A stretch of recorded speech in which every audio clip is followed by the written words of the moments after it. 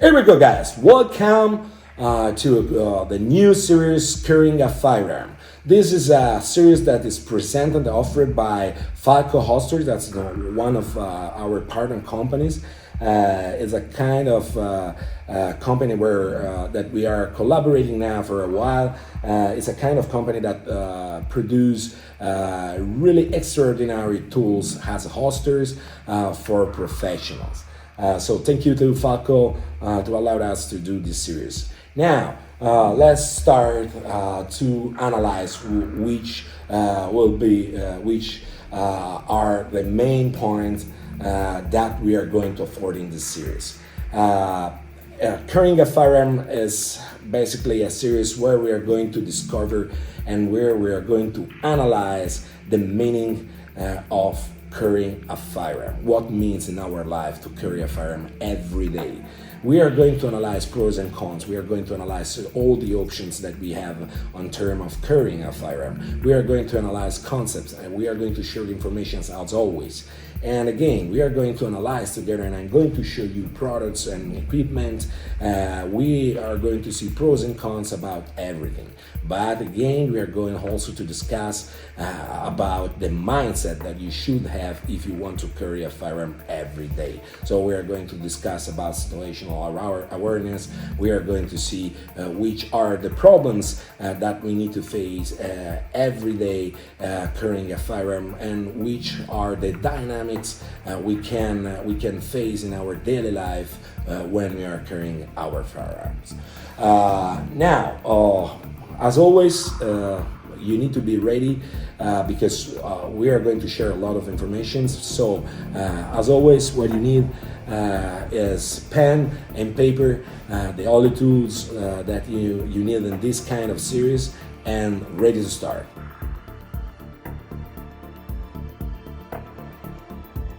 So the first point that I want to forward together with you is a fault that probably is on our side. Our side, I mean, as a firearm instructors or as an educator with the firearms, it's undervalued a lot.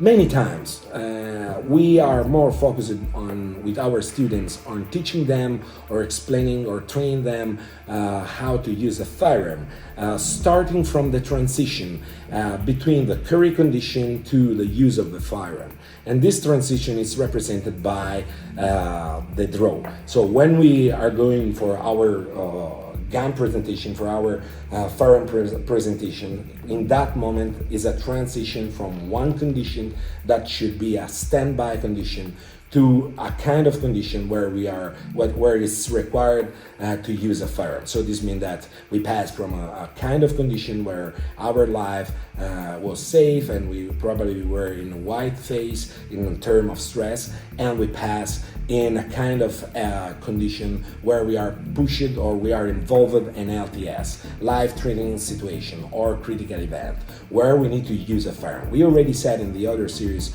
that the day that I need to use my firearm in my daily life in a real contest, for sure is not my luckiest day, because that means that I'm competing for my life. This means that my life or the life of someone else around me is in danger. So many times as firearm instructors, we are focused a lot on teaching people how to manage a gunfight instead to teach people how to avoid the gunfight, how to avoid the condition of have a gunfight. Remember, the only gunfight we are sure to win is the gunfight that we avoid. So this is the first point that you need to fix in your mind. So we don't need to create the condition where we can have a problem or where we can have a critical event. Our first task, our first goal is to avoid a gunfight, avoid the critical event. Why I'm telling you this? Because in many countries, when you carry a firearm, just the fact that you are carrying a firearm doesn't make you safer than another person that is not carrying a firearm. Why? Explain you better this concept. Because if you don't carry the firearm in the proper way, and for example, you don't hide the firearm in the proper way, and they can see the print of the firearm, that point is enough to have the condition to generate a critical event. Why? Because they are interested in your firearm, or they don't want that. They can think that maybe you are police officers, or maybe they think that you are another criminal, or in that area it depends about where you are, who you are, and what you need to do, for sure, as always. But just the fact that your firearm is visible to the other people in some countries is enough to put your life in high level of danger. So this is something that we need to understand. Not all the places are the same in this planet. There are places where they're looking for your firearm, where if they see your firearm, they can kill you just to steal your firearm. So this is an important part. So it's so important to understand that how we carry the firearm can determine or not a critical event. Could be the booster where we are going to generate a critical event. Many times I have seen, and I continue to see in my job, in my career, many mistakes in the term of carry a firearm, and from everybody, from civilians, from law enforcement, from military, all around the world. Many times I see people that carrying a firearm in the wrong way, with the wrong holster, on the wrong option, in the wrong place, with the wrong dressed not properly for the firearm, in the base of the fact that they are carrying a firearm. So too tight. It's a kind of discipline that you need to understand. You need to know which are the dynamics that you need to apply if you want to carry a firearm in the proper way. One of the most common mistakes that happen is when you need to touch your holster, always to adjust your holster. For just to give you an example, many times I saw people exit from a vehicle and adjust the holster because probably during that part the holster was not properly placed, or they didn't choose the proper option in terms of carry. Probably they didn't choose the proper holster, the proper position of the holster, or they didn't know how to fix some problem related with vehicles. So one of the natural consequences is that when they exit, and this is more, yes, on the civilian side, but also on the law enforcement side, especially for law enforcement officers that they don't work with uniform, they work in undercover, or they work with a civilian clothes. Many times happens that they exit from the vehicle and they start to adjust the holster. One of the biggest mistake you can make, because in that moment, if someone is observing you, everybody knows that you are carrying a firearm, and this is a big advantages that you provide to the environment, and is a big disadvantages that you have in your side. It's a critical point that you just add in on the hands of someone that maybe can attack you or can track you. There are some areas in our cities that are more dangerous than others. So in that part, we need to know how to move. And one of the first and the most important rule is that if you carry a firearm, you don't need to touch your holster or your firearm to adjust nothing most of the time of your day, except if you are alone, maybe in the bathroom, then you can adjust and you can do whatever you want. But when you are in public, that's it. You can't touch, or you should not touch your holster or your firearm to adjust, to do it, because in this way you are communicating with the rest of the environment that you are carrying a firearm. And this is not always, it's always negative, but in some places it could be really dangerous. Just to clarify, so part of the fault is on our side, because we don't spend enough time at the training courses when we are on the range.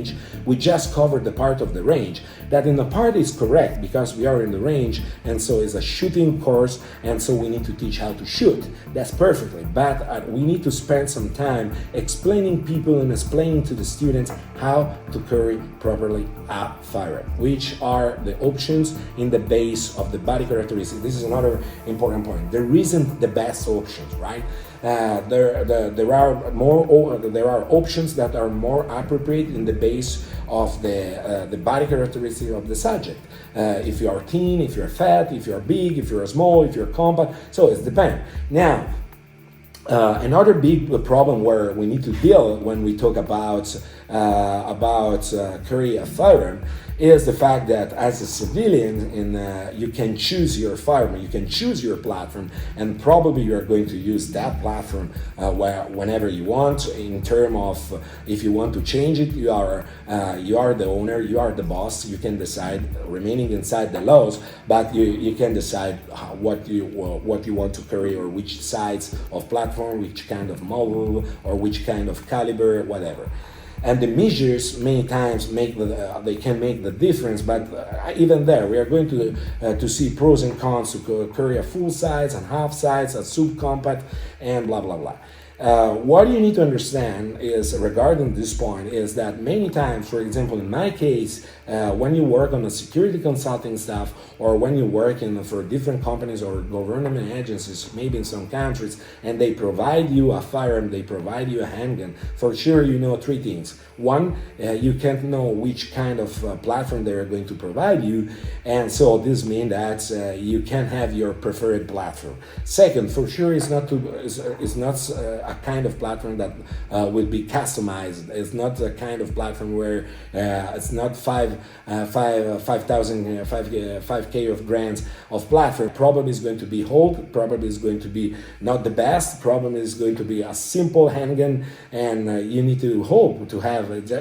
Also, this is a big advantage because many times you are not allowed to carry firearms even if you work in a not permissive environment, or even if you work in a dangerous task, but if it's in a limited time. And here there are tons of legend around the private security, because people think that you can work all around the world in a high profile with a rifle and all the gear that you want, RPG on the back.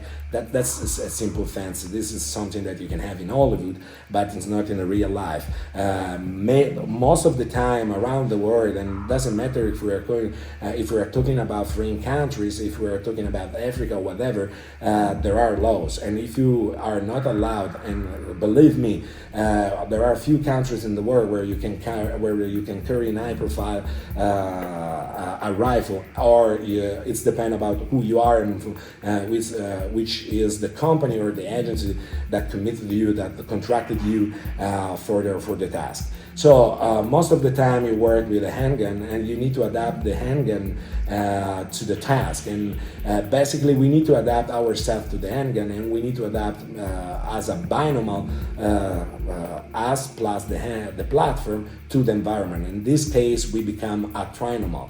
So here is another point that is don't be too.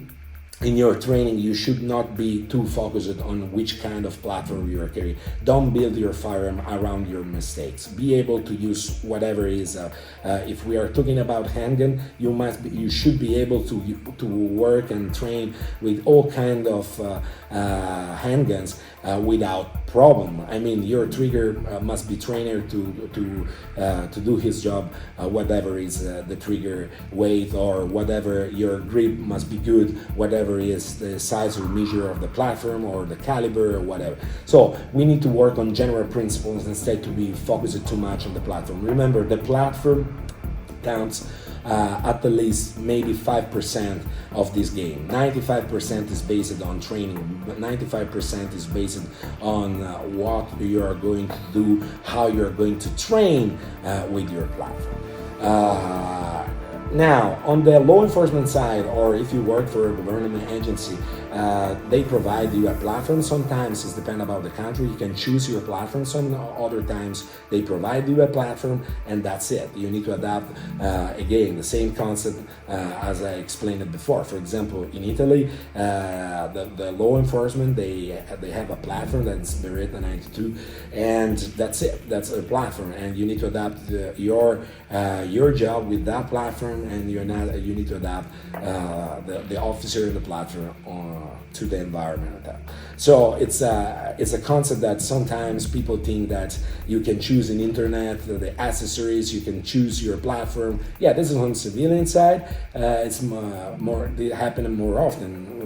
Most of the time, you can choose which kind of platform. There are many limitations for calibers, for example, or measures around the world in different countries in the base of the gun laws. But this is another chapter. We are going to afford also that part. Now, to come back on the point. So, first, point number one, carry a firearm is a lifestyle. It's not an hobby. It's not something that you can do 3 times per week. Carry a firearm, I think, is a huge, it's an important right that every democratic country should provide to every citizen. Now, I want to send a message to my brothers and sisters in the United States. You are so lucky, because I'm a big fan and big supporter, obviously with the job that I do. I'm a big fan and a big supporter of the Second Amendment. But we need to understand also that the policy of the world in this moment is so critical, and most of the countries, the policies that they are applying it's a kind of policy that's against the firearms.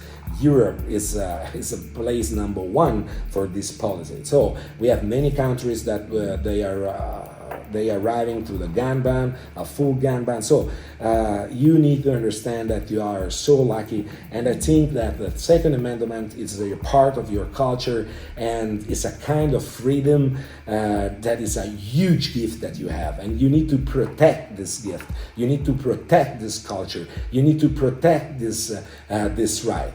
And the best way to do it is to use the firearm and to own the firearm, to carry the firearm in the best way, in the proper way. Because if in one side we have the right to carry a firearm, in the other side we need to be prepared to do it. Because the best weapon we can, or the best card we can provide in the hands of the gun ban people is to provide a legal owner of a firearm that use a firearm in the wrong way, or make collaterals with a firearm, because that is a card that we don't want to play. So I want to start analyzing the first big difference between carry and firearm. And again, here we are going to see what it means. The difference between open carry or CCW, concealed carry weapon.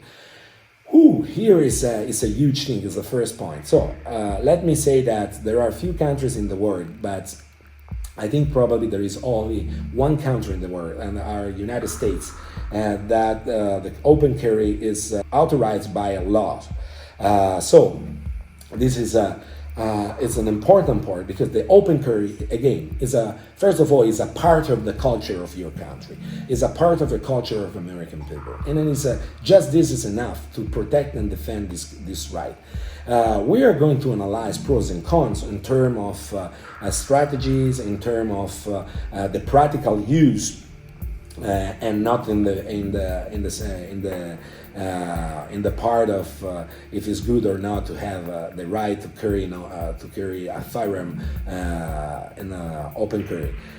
For sure, it's a great thing. For sure, I think it's a part of identity of your culture and your country. And it's based on the Second Amendment is based on this. So the open carry is the maximum of the expression of this kind of right, and we need to protect this, and we need to protect this part of your history, and we need to protect this part of your culture, because again, we are not talking about a simple. It's not just the concept to carry a firearm. It's really a part of the identity of a huge and great people like the Americans.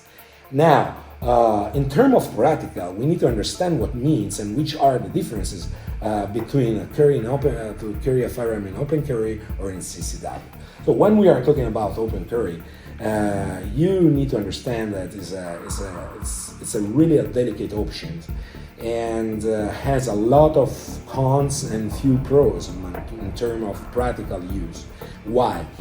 First of all, because, as we said, using a logic and common sense. Okay, so we're just to be clear again, we don't talk about the rights to have an open carry. That is something that we need to protect and we need to defend at all costs. But we are talking about the practical application of open carry. And in our daily life, what means to carry a firearm. Because in many countries, in many states, even in the US, you can choose if you want to carry in open carry or if you want to have a license for carry in a CCW. So where you can choose between the two options, open or CCW, then let's see which are the pros and the cons about both options. We said in the other episode, or the first episode of the other series, that if we are going to face an LTS, a life-threatening situation, a critical event, this is going to be for sure when our conditions they will be in the worst. They will be the worst, and where our attackers or our opponents, they're going to have the best conditions because they decide when, where, and how. So basically, those things are in their hands, and so for sure, if they are not stupid, and sometimes happen for luck that are stupid, they probably are going to choose the better conditions for them. So where, for example, which is the moment in the day where it's for them the risk is lower than other kind of, for example, during the night when there is low visibility, low light, and this is why, for example, violent crimes. Some of the violent crimes, most of them, or kind of violent crimes, happen during the evening or during the night, during the low light part of the day. And another point is that in the base of the fact that we can't know when it's going to happen, probably we are going to be surprised by their reaction. So when they're going to start to attack or to rob or to whatever is the action, that an offensive action that they start to apply against us, we are going to be surprised by that because it's not something that we can expect. It's something that we need to be prepared. And here is the big difference is based on the situational awareness, which is the level of awareness that we keep in all day, in our routine, in our daily life, which is the level of attention that we apply in our life. And another point for logic and common sense, if we are going to be surprised by them, if we are going to be surprised by their actions, this means that it's not something that we can expect, but the surprise is a kind of element that we need to play and understand in the proper way. Why? For example, this is one of the cons that is in the side of open carry. So if we are in open carry, everybody around us can see that we are carrying a firearm. So if in one side it can be a deterrent because people see that we are carrying a firearm, so this could scare them, or could be enough for a small criminal to avoid an action if they see that someone is carrying a firearm. But in the other side, in the base of the fact that we can't know who could be the threat around us, when we carry as a civilian, I'm talking as a civilian, when we work in open carry, we should know that we take the attention of the environment, and this is another cons that, in my opinion, is on the open carry side. So if we in one side could be a deterrent, in the other side is not kind of elements that could work on the surprise side. And now I explain better the concept. So, for example, think about if someone is going to act. Even if they are seeing that we are carrying a firearm, this put us for logic and common sense, except if the criminal is stupid, that this is going to happen behind us because it's not a challenge, right? I don't want to take the risk to face someone in the front that is carrying a firearm and I'm seeing that is carrying a firearm. So if I see that has a firearm and I want to attack him, probably I'm going to attack him from a side where he can't react, or in a moment where he can't react, or I'm going to shoot him immediately without asking or doing nothing because I know that could be a danger for me. So this is something that we need to think about. But the other side, for example, the big difference with a CCW, when I work and when I carry a firearm in a concealed way, is that when they are going to, for example, to rob me, they don't know that I'm carrying a firearm. So if I'm surprised by their actions, at the same time, I could surprise them with my reaction if I'm going to have the chance to react. Why? Because they don't know that I'm carrying a firearm. They are not sure that I'm carrying a firearm. In many places where it's not so common to carry a firearm, because the laws, in this case, the surprise could be huger.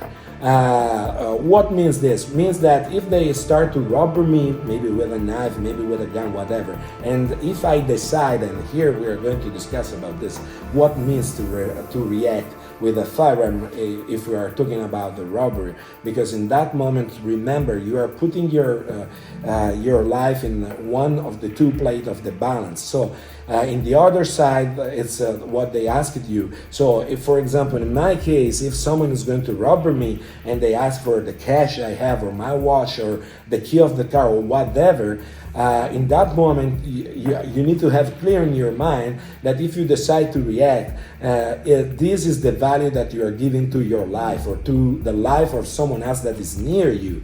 That's another important point, because, you know, many times I saw in the internet, and I continue to see a lot of courses for civilians where you work in team. Now, in my experience and for common sense and logic, I can tell you that I'm not a big fan of the courses where a civilian works in team, or for example in a vehicle, in DCQB, where you need to react from internal to external. Why? Because many times, if you are going to have someone inside the car, it's not someone that is trained like you. Could happen that maybe your wife is training together with you, that is trained like you, or you have a friend that is a special force guy or is trained like you. That can happen. But if we are going to see the statistic or the data regarding this, are not like in this direction. If you're going to have someone in the car, probably is going to be a part of your family. And this is another huge, probably the hugest problem that you need to manage, because not only you are involved in a critical event related with a firearm, not only is going to be hard for you to manage that event, even if you are alone, because you are competing for your life, but if you have someone that is sitting near you or behind you, and is someone that is not trained, someone that probably under stress stroke can start to react in the kind of way that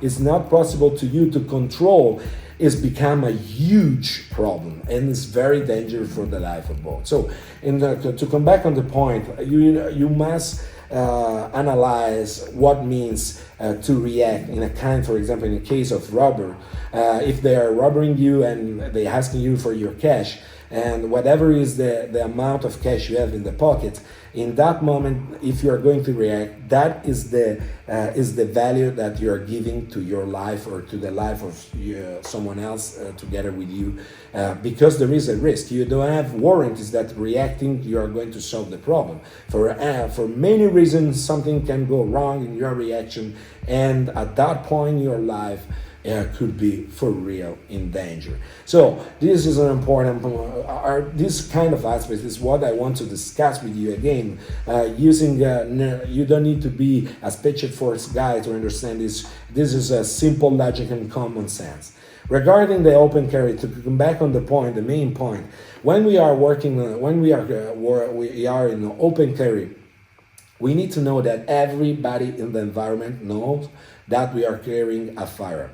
Again, in one side, this can work as a deterrent, but in the other side, this is a big advantage we provide to everybody that could be interested in our firearm, or is a big danger that we can have if we don't pay the proper attention. So if normally the situational awareness that we need to apply should be very high, always, but especially if we are carrying a firearm, if we are carrying in a firearm in open, the level must be super high.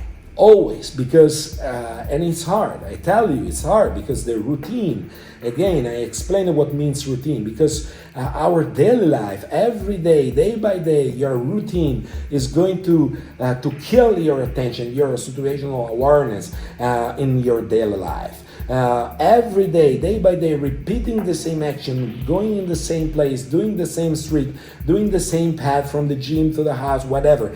There are tons of variables, the job, the call. If you are, there are tons of situations that you need to manage, that you need to match with the fact that you are carrying a firearm. For example, if little details, but again, the details, they make the difference always.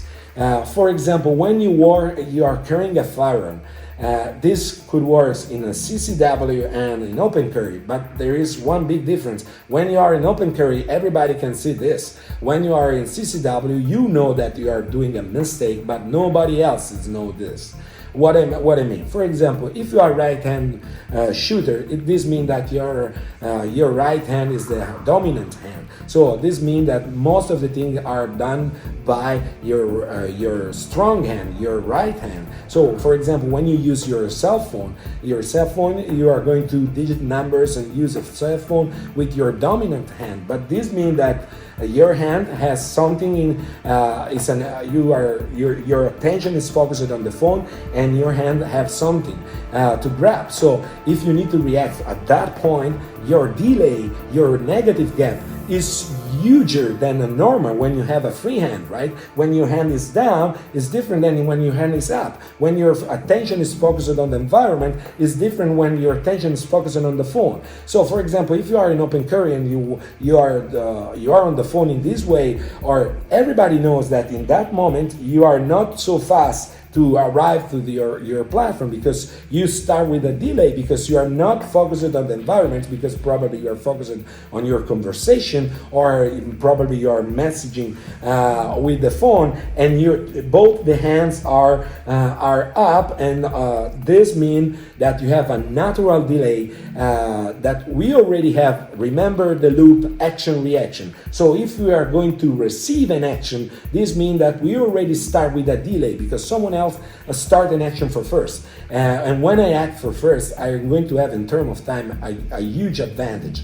Now it's depend about which are the capability of our reaction time, the capability of our brain to analyze, rationalize, and to produce the best action in that moment, in that specific microenvironment. But what you need to understand is that when you are doing a lot of things and you are in open carry, everybody can see this. Everybody can calculate. When you are eating, that's one of the best moments to attack, to receive an attack is when we are eating outside at the restaurant. This happening a lot in South America.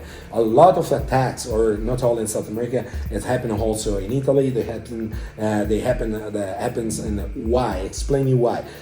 So when we are eating, for example, if we are sitting in a restaurant or we are inside a place where we are eating, we are doing three things that they put us in really worse conditions. First, it's a problem. It's a mechanical problem. Our hands are using fork and knife, and we are focusing on the food. So this means that if we need to start the react from this position with two objects in the hands, we are going to be slower than the normal. When we are ready, where we are walking on the street, our hands are free, we are focusing on the environment, and that's it. So this is already a worse point than the normal condition.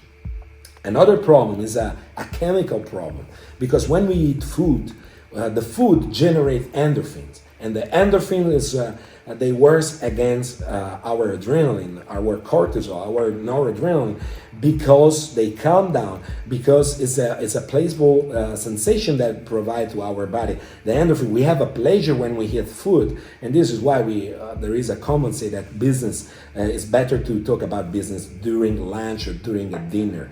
Why? Because the endorphins can relax your body, can relax your mind. But this is not good in terms of self-defense. It's not good in terms of situational awareness. So when we are on the table and we have two objects in the hand, we are focused on the food, our body is producing endorphin. That's the perfect moment to be attacked. Our reaction is going to be so slow between a normal conditions. And the third point is that we are in a kind of place where we have many people around us, where it could be a crowded environment, could be a limited space. Maybe we are sitting in the wrong place because maybe we are giving the back to the door, or because this is a daily life. It depends who you are. But if you are civilians, maybe we are not trained to identify people, to have the proper mindset, to sit in the proper place. That doesn't mean that sometimes, and this is like a myth, to put your back on the wall.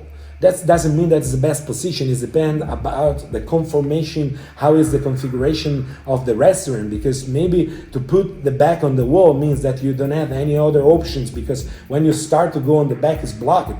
You have one side that is a safe side, but doesn't mean that could be the best option for that place. Maybe the best option could be to stay in a kind of place where you can move in 360 degrees, or where you have a exit near, or where you can control the door, or where you can control the bathroom, or where you can have all the place under your views. So there are tons of variables that we can't generate a standard. But just to give you some examples about which are they. When you are in CCW, basically nobody knows that if you carry in the proper way. Nobody knows that you are carrying a firearm. And this could be a big advantage in terms of surprise. Before I said, if we are surprised by the action that we receive, at the same time, we can use the surprise as also one of our elements when we start to react, because they don't know that we are carrying a firearm. And this could be a huge advantage in terms of our reaction, especially, for example, if they think that we are not carrying, that we are not a threat for them. When they undervalue our conditions, that's perfect moment to react. If we have the condition for react, and if we have the reason to react. Because sometimes, again, if in my case, for example, if they ask me money, and I know that probably if I give the money, I don't have any other risk, I prefer to give them the money, and period. Because I don't want to take a risk for a few $100, or for a watch, or I have an insurance for that, or for my car.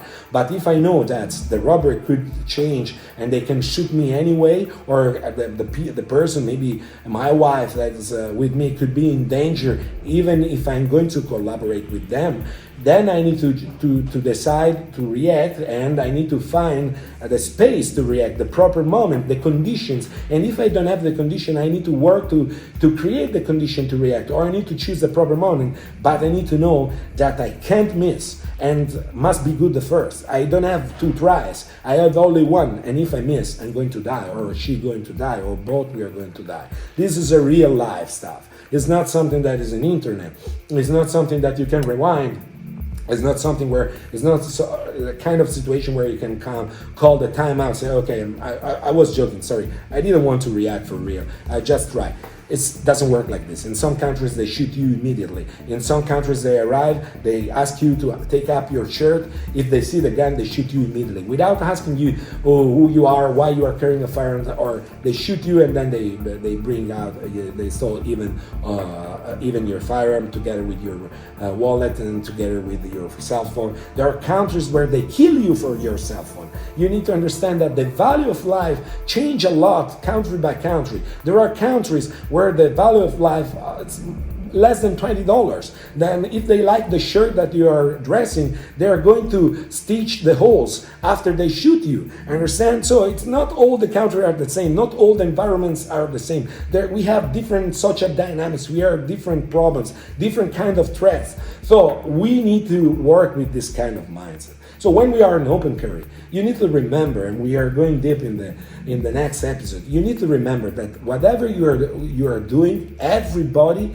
they can see what you are doing and they match this with the fact that you're carrying a firearm. If you are on the cell phone, if you are a kind of guy that you carry at 6 and you have your arms, one arm is holding maybe some sack from the market or from the shop, whatever, because you're doing shopping, and another hand is on the phone, and then you have the firearm on the back or on the side. In that moment, your firearm, you are vulnerable, and your firearm is so easy to be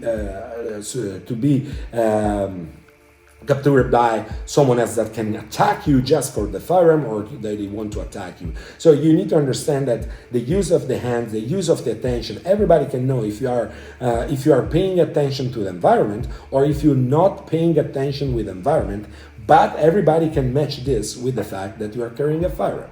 So basically this is some of the cons we have on the open carry in terms of practical application. In terms of right, again, I'm a big fan of open carry. I'm a big fan of the right because it's a part of your culture, of a culture of a country where I just have the honor to walk, and that a kind of country that gave me a lot, and whatever I can give something back, here I am. As a deep follower and a deep fan of a Second Amendment, I tell you that you are lucky, and you need to protect this luck. You need to protect your gift, the gift of have the rights to have an open carry and a CCW. The right to carry a firearm, to protect yourself, your family, your property, the rights that you want. But in the same time, remember, in the other side, you must be prepared in the proper way to carry a firearm and to use the firearm. But don't undervalue the problem of to carry a firearm, because that part is a huge part.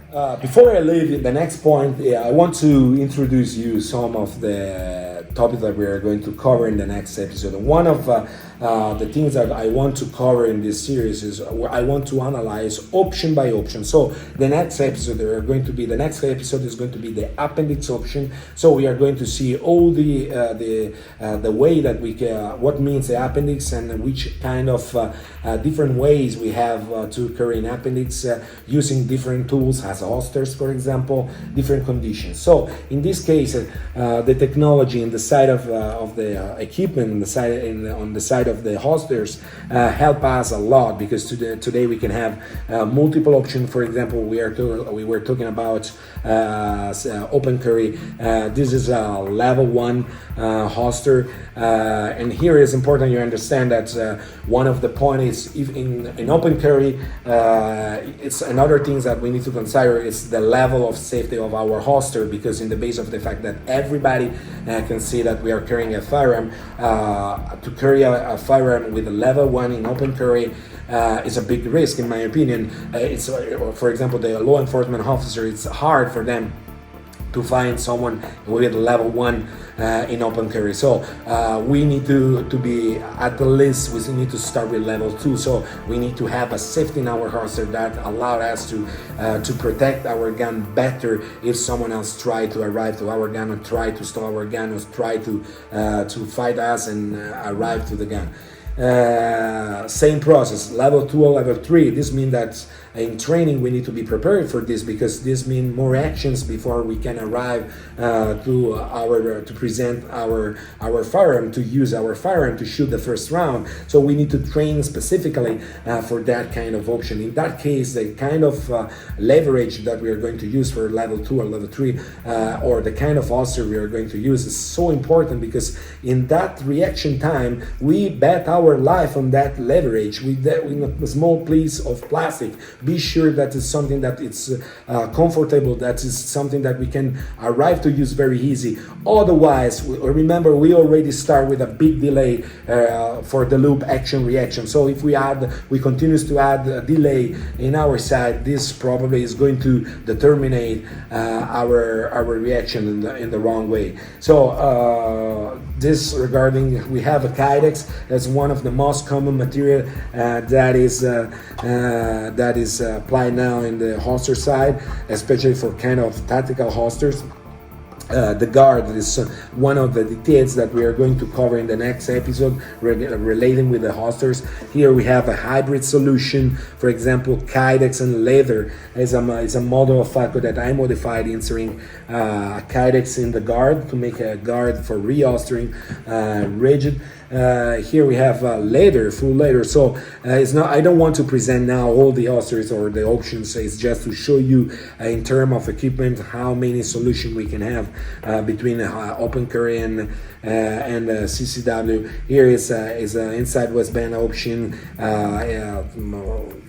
for appendix, for example, in a full leather.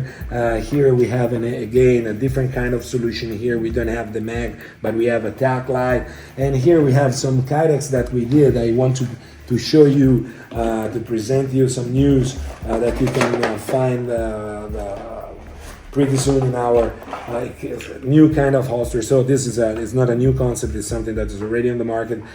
We did this in the proper way. It's a minima holster. Works with a wolf mouth.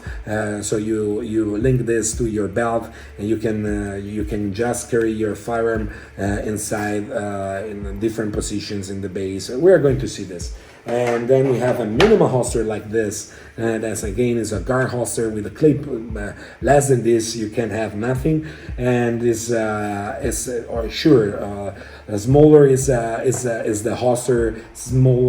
Less is the risk of the print. But pros and cons even there. It's a big holster. It's more comfortable to go out and in. It's faster and sometimes. So it's depend about who you are and which are your needs. This is going to be our next holster that we are going to present. All the holsters are made by Falco. This is another option in Kydex. That this is our first line, and we are going to produce this for multiple platforms, and to show you just where we are working in this period of lockdown. We worked a lot in terms of product development, and you are going to see this in the market pretty soon. So for today is done. We covered some point. We come back in episode 2. We continue to analyze open carry and concealed carry, and we start with the appendix option. So the main part of the episode 2 will be focused on the appendix. That will be the topic of the next episode. So hope you like it. Again, we discussed about some concept related with what means to carry a firearm every day as a lifestyle, which are the pros and the cons that you can have when you carry in open. Thank you, everybody. Thank you to Falco Holster to provide us this series.